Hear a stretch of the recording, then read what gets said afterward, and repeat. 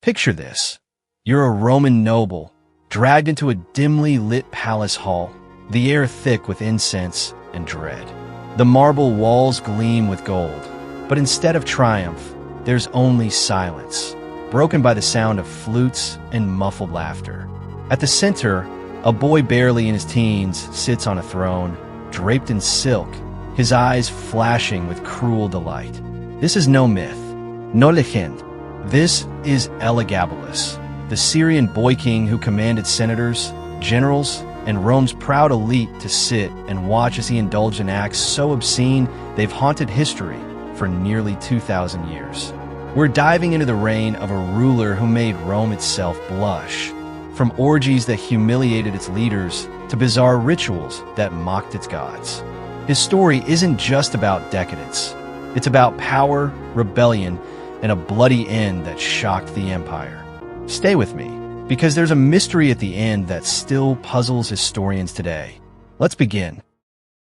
To understand Elagabalus, we need to go back to Syria, 203 AD. His birth name was Varius of Vitus Bassianus. His grandmother, Julia Misa, wasn't just wealthy.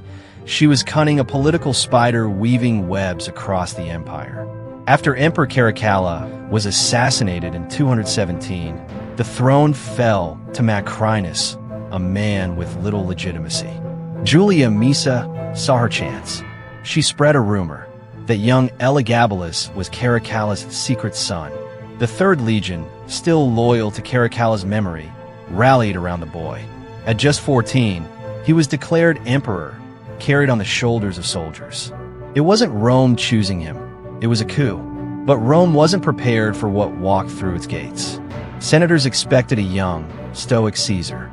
Instead, they were met by a boy in priestly robes, face painted with cosmetics, carrying a black stone idol from Syria, the sacred emblem of his god, Elagabal.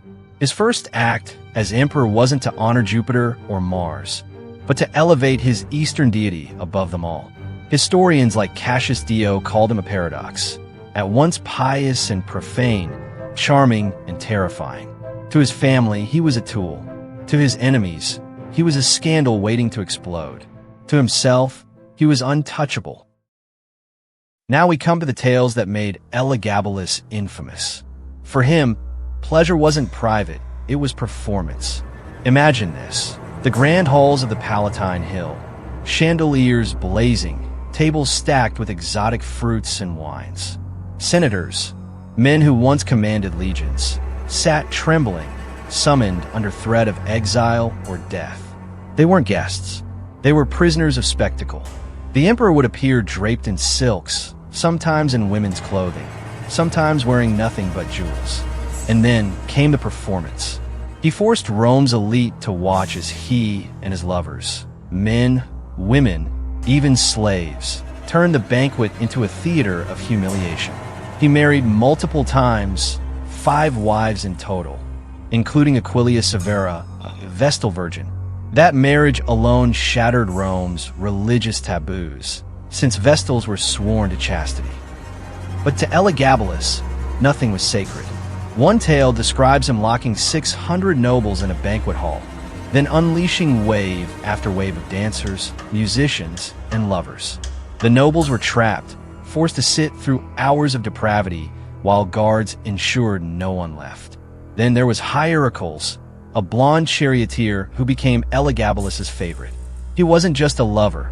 He was crowned consort, paraded before Rome, and nobles were forced to watch their emperor treat this low-born man as an equal, sometimes as a husband. Senators whispered in rage, but none dared speak aloud. What made this terrifying wasn't just the sex. It was the humiliation. Rome's proud elite were reduced to props in a boy's twisted theater, powerless to stop it. Sex was only one side of Elagabalus's reign. The other was religion, a war of gods inside Rome itself. Elagabalus believed he was the living priest of Elagabal, the Syrian sun god.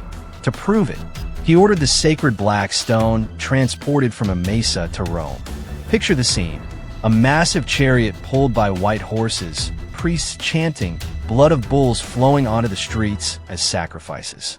Thousands watched as this foreign god rolled past the temples of Jupiter and Mars. He built a grand temple, the Elagabalus, on the Palatine Hill, forcing senators to participate in Syrian rites. Imagine Rome's most dignified men, dressed in Eastern robes, dancing, chanting, even cutting themselves in bloody rituals. To them, it was humiliation. To him, it was glory. But Elagabalus's excess knew no end. One banquet ended with thousands of rose petals raining down, so many that guests began suffocating beneath the weight of flowers. Another feast took place in a chamber flooded with wine, where he swam with naked attendants as nobles sat horrified. He wore wigs, painted his face with lead makeup, and, according to some historians, begged physicians to surgically transform him into a woman. If true, this makes Elagabalus one of history's earliest recorded figures to openly defy gender norms. To conservative Rome, this wasn't just scandal, it was blasphemy. By 221 AD, the empire was boiling with resentment. The Senate mocked him as the Syrian priest. Citizens whispered jokes in the streets. But the real danger came from within his own family. Julia Misa, the very grandmother who placed him on the throne, now turned against him. His behavior endangered her dynasty. She began plotting to replace him with his cousin, Alexander Severus, a calmer and more Roman-appearing youth. The Praetorian Guard, Rome's powerful bodyguards, also soured. Many were disgusted by his open favoritism for hierarchals, a charioteer, over their own commanders. Elagabalus tried to crack down, ordering executions of officers he suspected of betrayal. But every drop of blood only fueled rebellion. Crowds rioted, chanting insults. The Syrian pervert, the false Caesar. Letters secretly circulated among legions, urging revolt.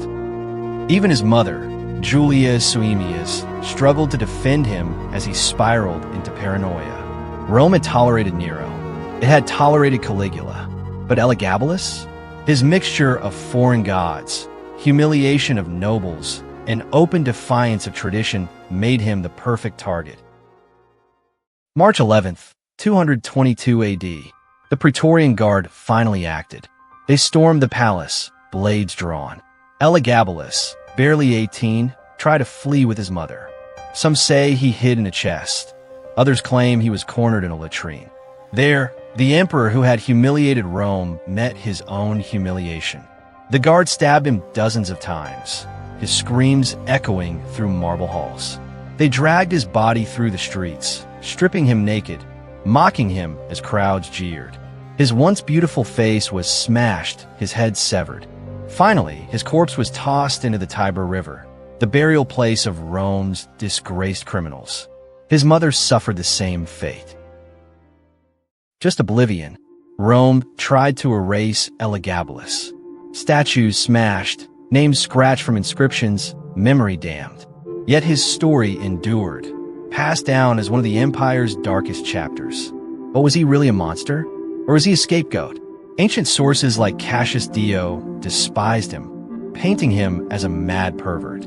But modern historians wonder, was Elagabalus demonized because he broke gender norms, elevated a foreign god, and mocked Rome's traditions? Did prejudice exaggerate his sins?